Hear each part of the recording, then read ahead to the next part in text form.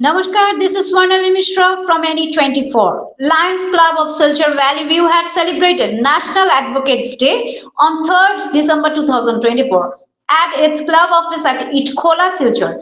In a program titled Chai Pe Charcha, 5 youth advocates of Silchar Bar Association, namely Jyoti Prakash Bhattacharjee, Ankita Bhattacharjee, Ajay Kumar Patwa, Reena Majumdar and Ramesh Singh were invited, and a very short but fruitful discussion was organized with the Valley members and some non-Lions too. All the advocates placed their views and opinions on the legal system of the nation and also guided the gathering on different laws and its implementation. Guiding line of the club, Lion Sanjeev Rai, too, placed some interesting facts during the discussions. Thereafter, all the advocates were felicitated by the club with a stuffed precious pen and a prestigious lion pin during the Chai Pe Charcha. An interaction session was also conducted. President of Club Valley View Line, Bandita Trivedi Roy, had presided the meeting in presence of Project Chairperson Lion Pushpavati Roy, Co-Chairman Lion Mrinmay Roy, Lion Abdul Mateen Khan, Sajan Lashkar, and others. You can watch us on NE24 channel and get more news on our YouTube channel NE24. Subscribe to our YouTube channel and follow us on Facebook. Stay connected with us.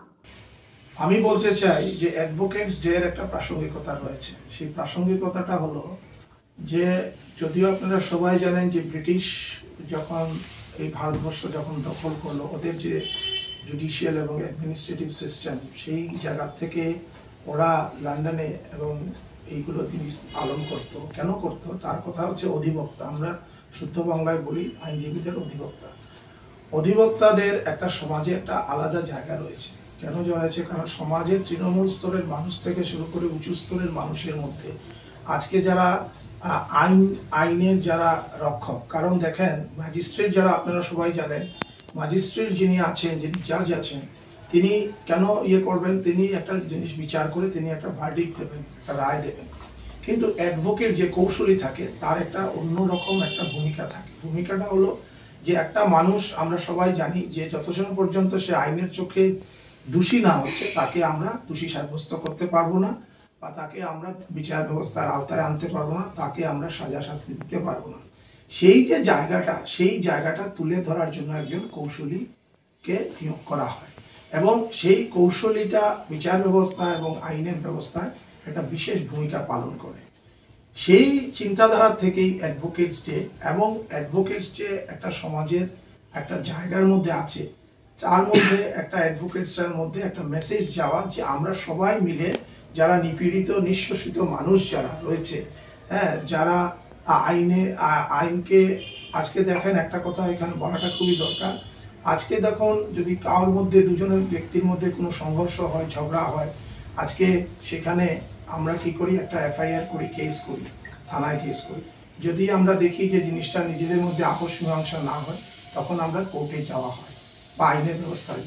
সেই যে জায়গাটার যে একটা মাধ্যম, সেই মাধ্যমটা হচ্ছে একজন আইনজীবী, অধিবক্তা। আমরা আজকে কেন পালন করি? ডক্টর রাজেন্দ্র প্রসাদ, যিনি রিনাউন্ড ব্যারিস্টার ছিলেন, ওনার স্মৃতি রক্ষার্থে আমরা অ্যাডভোকেটস ফ্র্যাটার্নিটিকে এক মঞ্চে এনে ওনাকে সম্মান জানিয়ে আজকে আমরা অ্যাডভোকেটস ডে পালন করি। একটা দুবিধা থেকে যায় যে what is the difference between lawyers day and advocates day. Lawyers ডেও পালন করা হয় এপ্রিল মাসে। ডিফারেন্সটা হচ্ছে যে লয়ার্স যখন বলি আমরা, তখন ব্যারিস্টার, তখন জাস্টিস, ওদেরকে নিয়ে লয়ার্স বলি আমরা, হু আর রিলেটেড উইথ ল। অ্যাডভোকেটস বললে আমরা জাস্ট অ্যাডভোকেটকে সম্মান জানাই। আজকে স্পেশাল ডেটা লয়ার্স থাকা সত্ত্বেও আমরা এটাকে স্পেশালভাবে অ্যাডভোকেটস ডে বলি।